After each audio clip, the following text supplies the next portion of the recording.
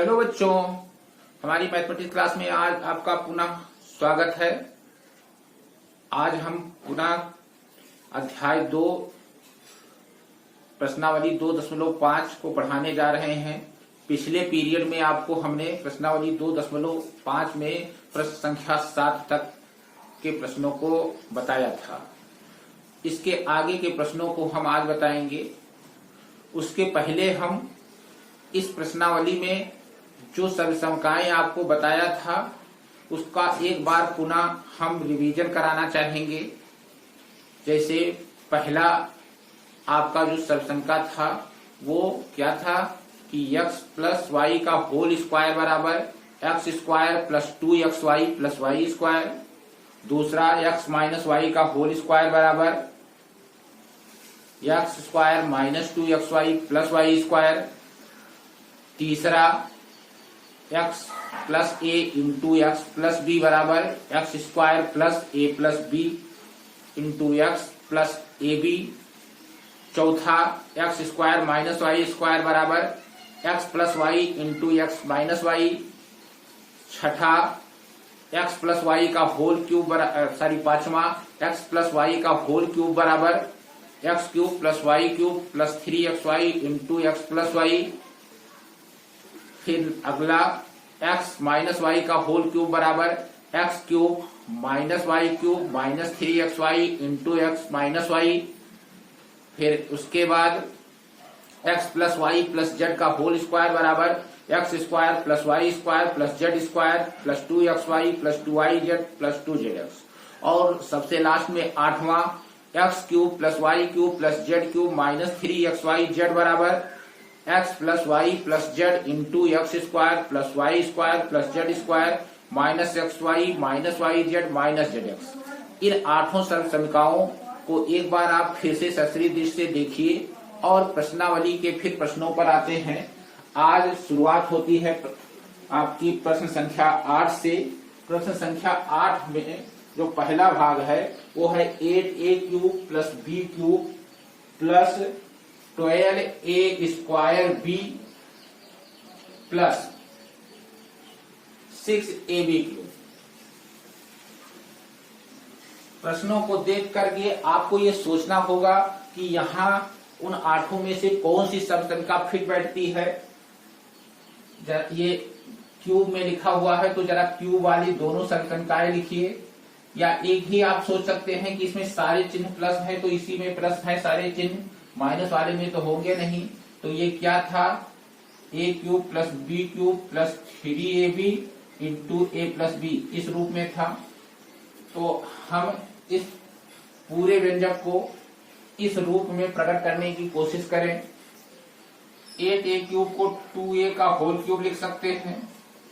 फिर b cube और 3ab common अगर जो ले तो 3a के जगह पे 2a और b के जगह पे b, तो मतलब कुल मिलाकर 6ab हमने कॉमन लिया है। तो यहाँ ब्रैकेट में क्या बचना चाहिए, 2a और यहाँ से 6ab कॉमन हुआ तो केवल b बचना चाहिए।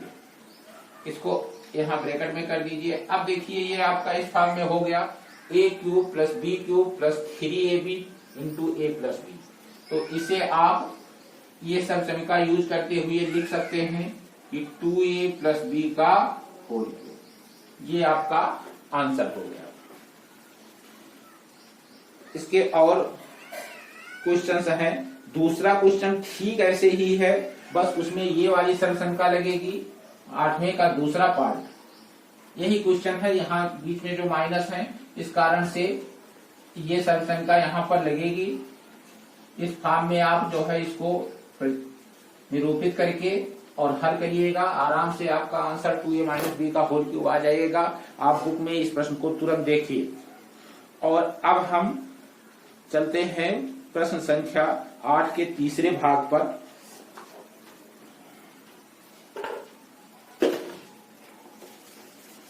प्रश्न संख्या 8 का तीसरा भाग क्या कह रहा है आपसे, क्या है इसमें, यह है 27 माइनस 125 a क्यूब फिर माइनस 135a और फिर प्लस 225 प्लस 225 बच्चों देखो यहां पर ये सब माइनस ऐसे दो है, फिर तो ये इससे आप अनुमान लगा सकते हैं कि यहाँ ये वाला जो सूत्र, ये सलसन का आपको यूज करना होगा। तो 27 को आप लिखिए 3 का क्यूब माइनस 125 को 5 और a क्यूब को a, मतलब टोटल 5a का होल क्यूब, और माइनस 3ab कॉमन लेना होगा। तो 3a के जगह पे आप तुरंत 3 लिख दीजिए और b के जगह पे 5a है। ये टोटल मल्टीप्लाई करें तो 3 3 जा 9, 5 जा 45, मतलब 3 3 का 9 25 45a आप कॉमन लीजिए। तो 135 को 45 से आप डिवाइड करेंगे तो देखिए 9 25 45, 9 एकम 9, 9 25 45, 5 एकम 5, 5 3 15 3 मिलेगा। तो यहाँ लिखिए 3 और फिर a भी आपका कॉमन हो गया, माइनस कॉमन ले रहे हैं तो यहाँ माइनस कॉमन आएगा। और 35 से आप जब डिवाइड करेंगे 225 को तो आपको 5 मिलेगा और a निकल गया। तो यहाँ पर आपको मिलेगा, यहाँ पर सारी a क्यूब ना होकर के a स्क्वायर है तो a मिलेगा। मतलब ये आपका a cube minus b cube minus 3ab into a minus b इस फॉर्म में ही हो गया। तो अब आप इसे लिख सकते हैं 3 माइनस 5a का होल क्यूब। ये आपका आंसर हो जाएगा। क्वेश्चन नंबर 4 ठीक इसी प्रकार से आप सॉल्व कर सकते हैं। फिर 8वें का मतलब चौथा भाग और 5वां भाग हम हल कर रहे हैं। देखिए ये क्या है, ये आपका तीसरा भाग था, तीसरा खंड, और 5वां खंड है आपका 27p cube, 27p cube minus 1/216 minus 9/2p square plus 1/4p। आपको आइडिया लग गया होगा कि यहाँ भी यही सलसन का दूसरी वाली यूज हो रही है जो यहाँ पर हमने नोट किया है अभी। 27p को आप 3p का होल क्यूब लिख सकते हैं और ये आपका 1/8 का क्यूब, सॉरी 1/6 का क्यूब होना चाहिए, और माइनस फिर 3a means 3p, b means 1/6। इतना अगर जो कॉमन लीजिए इन दोनों में से तो पहले देखिए ये हुआ कितना, 3 से 6 को डिवाइड करिए तो नीचे मतलब 2 आ जाएगा, 3/2। 9/2 को आप 9/2p स्क्वायर को आप डिवाइड करेंगे इससे 3/2p से, तो एक p कैंसिल हो जाएगा, 2 से 2, 3 3 जा 9 मतलब 3p आएगा। और यहाँ पर फिर देखिए 1/4p को आप डिवाइड करेंगे किससे, वही 3/2p से,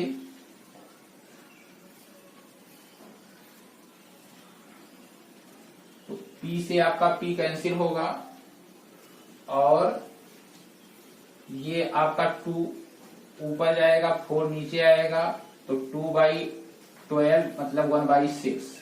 तो यहाँ 1/6 लिख दीजिए और ये आपका अब उसी सलसन से 3p माइनस 1/6 का होल क्यूब। इस प्रकार से प्रश्न संख्या 8 बच्चों समाप्त हुआ। अब प्रश्न संख्या 9 में कह रहा है सत्यापित कीजिए, दो भाग हैं यही, x cube plus y cube बराबर x plus y into x square minus x y plus y square, और ऐसे ही x minus x cube minus y cube के सेक्शन का जो है। तो सत्यापित करने के लिए इसमें हम अब कुछ भी वेरिएबल को मान दे करके दोनों पक्षों को सॉल्व करेंगे और हमें मान समान प्राप्त होना चाहिए दोनों पक्षों के द्वारा। क्वेश्चन नंबर 9 प्रश्न संख्या 9 का पहला भाग लिखिए, आपको ये सर्वसंख्या सत्यापित करनी है। X cube plus y cube बराबर x plus y into x square minus x y plus y square. ये सर्वसंख्या सत्यापित करनी है। आप कुछ भी एक्स और वाई वेरिएबल को मान दे दीजिए। ऐसे लिखिए, माना एक्स बराबर 0, वाई बराबर 1, कुछ भी मान सकते हैं दोनों की वैल्यू। तो LHS बराबर एक्स क्यूब, मतलब ये x cube plus y cube है, तो एक्स की जगह पे आप 0 रखेंगे, 0 क्यूब, वाई की जगह पे 1 रखिए तो 1 का क्यूब, कुल मिलाकर के 1 का क्यूब 1 मिला। RHS हल करिए तो x प्लस वाई मतलब 0 plus 1 into 0 square minus 0 into 1 plus 1 का क्यूब स्क्वायर। 0 प्लस 1 1, ये आपका 0, ये 0, ये इंटू 1 होगा बराबर 1। तो इसलिए LHS बराबर RHS। तो ये आपका वेरीफाइड हो गया। ऐसे ही आप दूसरा भाग सत्यापित कर सकते हैं। और क्वेश्चन नंबर 10 देखिए, ये आधारित है आपका ठीक क्वेश्चन नंबर 9 पर। इसमें कह रहा है निम्नलिखित में से प्रत्येक का गुणनखंड कीजिए। और इसका पहला पार्ट है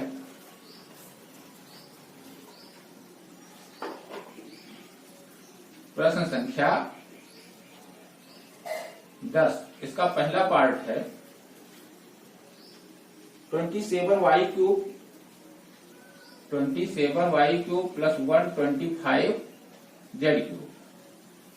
तो 27y क्यूब को आप 3y का होल क्यूब लिख सकते हैं और इसे 5z का होल क्यूब।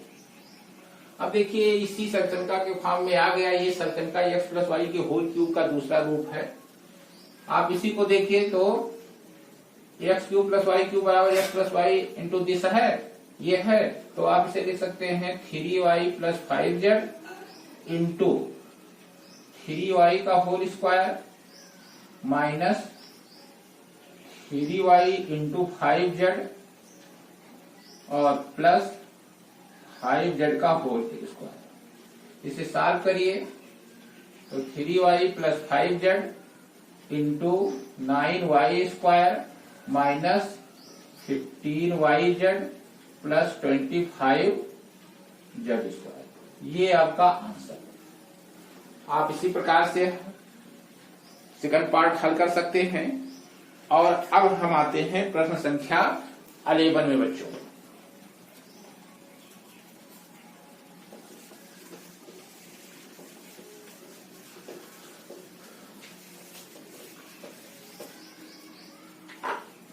प्रश्न संख्या 11 में केवल एक ही प्रश्न है और ये कह रहा है कि इसे का गुणनखंड करिए। है क्या प्रश्न संख्या 11?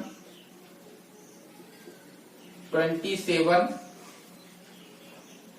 X cube plus y cube plus z cube minus 9xyz।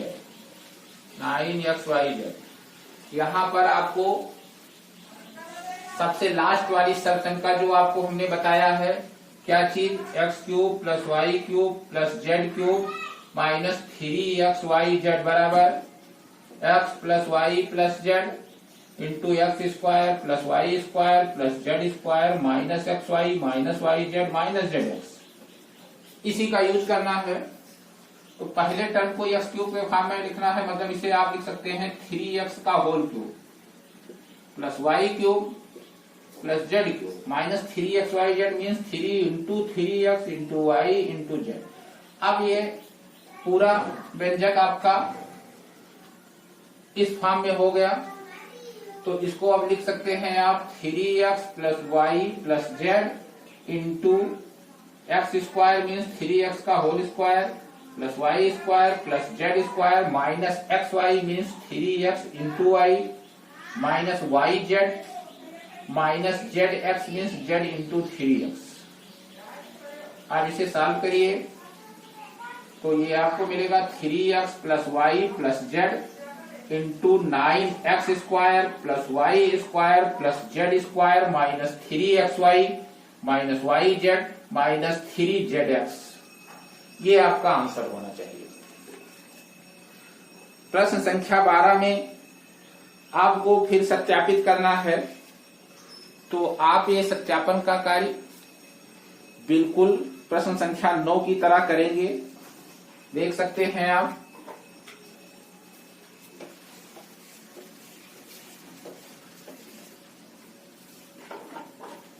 प्रश्न संख्या 12 में क्या कह रहा है आपसे, x cube plus y cube plus z cube, x cube plus y cube plus z cube minus 3xy z बराबर 1/2 x plus y plus z into x minus y का whole square plus y minus z का whole square plus z minus x का whole square. तो आप यहां पर भी तीनों वेरिएबल को कुछ मान दे करके सॉल्व करिए। माना x बराबर 0, y बराबर 1, z बराबर 2। तो LHS बराबर देखिए आपका 0 प्लस 1 का क्यूब प्लस 2 का क्यूब माइनस 3xyz में देखिए x 0 है तो ये पूरा 0 हो जाएगा। ऐसे 1/2 x plus y plus z means 0 plus 1 plus 2, sorry ये LHS सॉल्व कर रहे हैं। तो 1 का क्यूब 1, 2 का क्यूब 8, 8 प्लस 1 9। RHS देखिए 1/2 x plus y plus z into x minus y का whole square plus y minus z का whole square plus z minus x का होल स्क्वायर। तो 1/2 x plus y plus z मतलब 0 plus 1 plus 2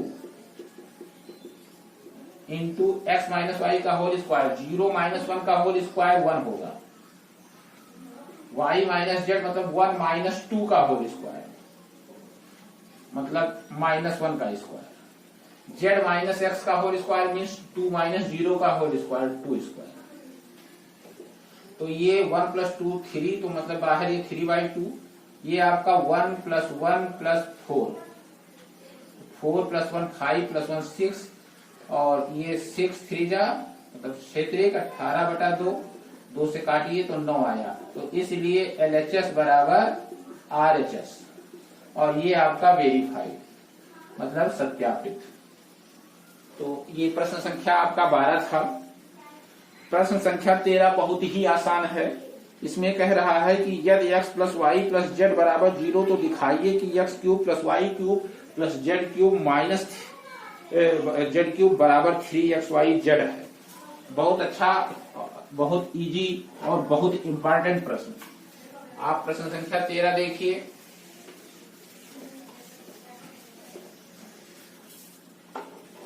इस प्रश्न में पुनः मैं एक बार पढ़ देता हूं। कह रहा है कि यदि x plus y plus z बराबर 0 तो दिखाइए कि x cube plus y cube plus z cube बराबर 3xyz। देखिए कैसे हल करेंगे। ये आपका प्रश्न संख्या कितना है 13। हाँ ऐसे लिखेंगे चूंकि x cube plus y cube plus z cube minus 3xyz बराबर, ये लास्ट वाली सर्कल का आपको याद हो गया होगा प्रश्न लगाते लगाते। ये है आपका x plus y plus z into x square plus y square plus z square minus x y minus y z minus z x.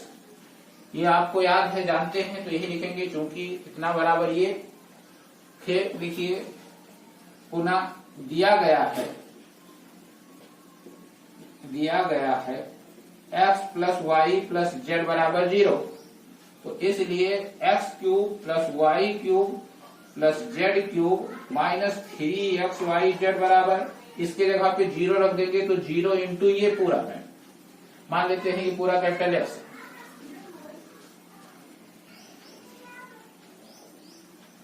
तो अब आपको मिलेगा implies that x cube plus y cube plus z cube minus 3xyz बराबर 0 into कुछ भी रहे 0 होगा।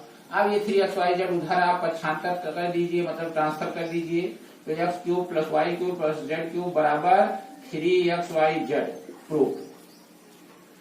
ये आपका सिद्ध हो गया। क्वेश्चन नंबर 14 कह रहा है वास्तव में घनों का परिकलन किए बिना निम्नलिखित में से प्रत्येक का मान ज्ञात कीजिए। क्वेश्चन नंबर 14 इसी कार्लरी पर, इसी प्रमेय पर समझ लीजिए आधारित है कि यदि x plus y plus z 0 होता है तो x cube plus y cube plus z cube बराबर 3xyz होता है। तो देखिए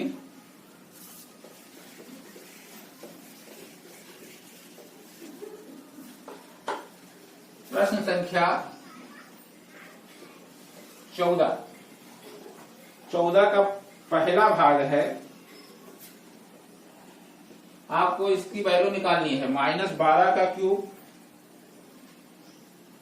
धन 7 का क्यूब धन 5 का क्यूब, इसका मान निकालना है।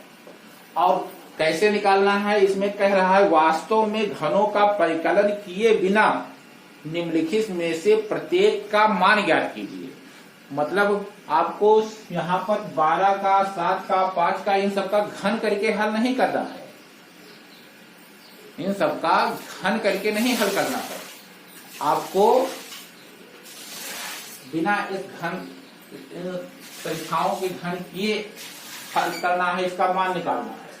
तो कैसे निकालेंगे, आप ये लिखेंगे यहाँ पर -12 धन 7 धन 5 बराबर कितना है 0। और लिखिए चूंकि हम जानते हैं कि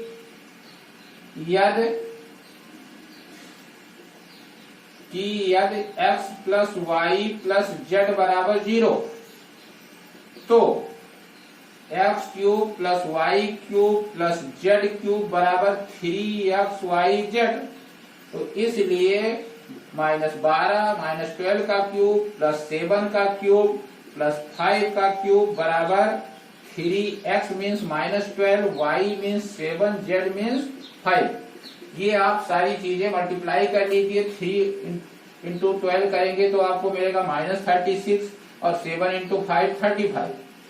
फिर माइनस इन दोनों को मल्टीप्लाई करिए, 36 और 35 को 5 6 30, 0 पहली 3 रहेगा, हासिल 3 रहेगा, 5 3 15, 3 18, फिर 3 6 18, 3 3 9 1 10, 0 8 8 16, 1 1 2 और 1, मतलब -1260। ये आपका आंसर है। प्रश्न संख्या 14 का दूसरा भाग बच्चों आप ऐसे ही हल करेंगे। 15 में कह रहा है नीचे दो भाग हैं 15 में। इसमें कह रहा है नीचे दिए गए आयतों जिनमें उनके क्षेत्रफल दिए गए हैं में से प्रत्येक की लंबाई चौड़ाई के लिए संभव व्यंजक ज्ञात कीजिए।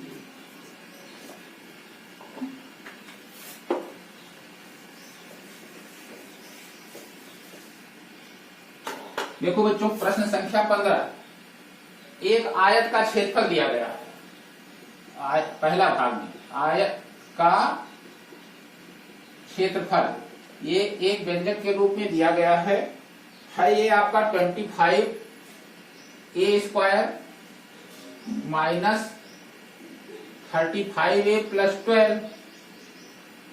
और कह रहा है प्रश्न में कि जिस आयत का क्षेत्रफल इतना है उसके लिए लंबाई और चौड़ाई कितनी होगी वो आपको बताना है, किस व्यंजक के रूप में होगी। तो आप जानते हैं कि आयत का क्षेत्रफल क्या होता है, लंबाई गुणे चौड़ाई, अर्थात हमें इस व्यंजक का गुणनखंड करना है। तो गुणनखंड हम कैसे करेंगे, आप बीच वाले टर्म को ब्रेक करके तोड़ करके जैसे आपको सिखाया था पिछले एक्सरसाइज में उसी तरह से करिए। सबसे पहले तो आप 25 का गुणनखंड करेंगे तो 5 गुणे 5 मिलेगा। 12 का गुणनखंड करिए तो 2 गुणे 3 गुणे 2, 2 3 6 दूनी 12, मतलब 25 और 12, 25 और 12 को मल्टीप्लाई करेंगे, जो आएगा उसका आप अभाज्य गुणनखंड करिए। और फिर उसके बाद इन दोनों के गुणनफल का ऐसा दो गुणनखंड आपको सिलेक्ट करना है, चुनना है कि यहाँ का चिन्ह धन होने के कारण जोड़ने पर 35 मतलब 35 आ जाए। तो किस तरह से इसको हम सिलेक्ट करें, देखिए 5 दूनी 10 और 5 पे 15 दूना 30, 10 30 नहीं बैठेगा। 2 तिहाई 6, 6 पंचे 30 और 5 दूनी 10, ये भी नहीं बैठ रहा है, यहां पर 35 ये ही है। अच्छा, 2 दूनी 4 पंचे 20, इसको मल्टीप्लाई करिए तो 5 गुणे 2 गुणे 2 एक साथ ले लीजिए और 5 गुणे 3 इसको साथ में ले लीजिए। तो 5 दूनी 10 दूनी 20 और 5 तिहाई 15, 20 15 35 हो जा रहा है। तो इसको अब आप ऐसे लिखेंगे 25a² माइनस 25 के जगह पे 20 धन 15 लिख दीजिए इंटू a प्लस 12 12। तो 25a² minus 20a minus 15a plus 12। इन दोनों में आप 5a कॉमन लीजिए तो 5a माइनस 4 और इन दोनों में आप कॉमन ले सकते हैं 3, तो ये आपको मिलेगा 5a माइनस 4। अब आप 5a माइनस 4 कॉमन लीजिए तो यहां मिलेगा 5a माइनस 3। तो इस प्रकार अतः ये आपके दोनों गुणनखंड हुए, तो इसमें से एक व्यंजक लंबाई वाला होगा, एक व्यंजक चौड़ाई वाला होगा। और आप ये आइडिया लगा सकते हैं कि 5a माइनस 3 जो है ये आपका ज्यादा है तो और ये कम है, तो लिखेंगे अतः लंबाई बराबर 5a माइनस 3 और चौड़ाई बराबर 5a माइनस 4। ये आपका व्यंजक के रूप में लंबाई चौड़ाई प्राप्त हो गया। तो दूसरा भाग बच्चों आपको इसी प्रकार से हल कर लेना है। और इसका अंतिम प्रश्न है घनाभ, 16वां प्रश्न तक। घनाभों जिनके आयतन दिए गए हैं, विमाओं के लिए संभव व्यंजक क्या है? घनाभ का आयतन आपने पिछली कक्षा में पढ़ा होगा, ये होता है लंबाई इंटू चौड़ाई इंटू ऊंचाई। तो किसी भी घनाभ का प्रश्न संख्या 16 में देखिए पहला भाग है घनाभ का आयतन। घनाभ का आयतन बराबर 3x² माइनस 12x, मतलब इसका हमें गुणनखंड करना है। 3x कॉमन लें तो मिलेगा आपको x minus 4, 3x² minus 12x। तो 3x कॉमन लेने पर ये आपको मिला 3x इंटू x माइनस 4। तो इसके 3 गुणनखंड आए, एक ये 3, दूसरा x, तीसरा x माइनस 4। तो आप लिख सकते हैं इसमें से लंबाई, इसलिए विमाएं, इसलिए घनाभ की विमाएं, घनाभ की विमाएं क्रमशः 3, x एवं x माइनस 4 है। ठीक है, दूसरा पार्ट ऐसे बच्चों करिएगा। और इस प्रकार से प्रश्नावली 2.5 के समाप्त होने के साथ आपका अध्याय 2 समाप्त हुआ। और इसे अब आप अच्छे से रिवीजन करिए, तैयारी करिए और फिर इसके बाद अगले पीरियड में हम आपको अगला चैप्टर पढ़ाएंगे। धन्यवाद।